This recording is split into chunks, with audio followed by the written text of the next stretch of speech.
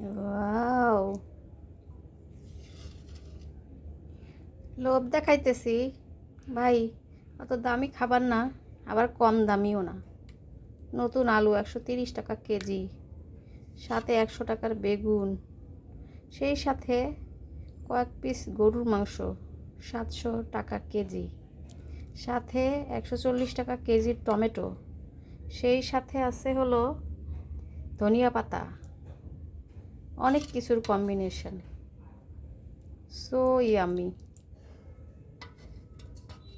কম দামি মনে করলে কিন্তু ভুল করবেন।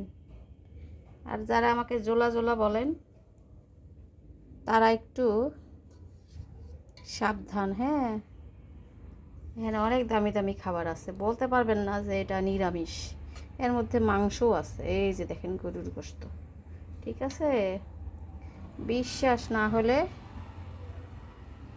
ইনবক্সে মেসেজ দিয়ে আমি অ্যাড্রেস দিচ্ছি, এসে এসে সবাই খেয়ে যান। ঠিক আছে, এই হলো আমার ভাইরাল আলু, নতুন আলু, খালি আলু না, বেগুন, গরুর মাংস, টমেটো, ধনিয়া পাতা, ঘন্ট।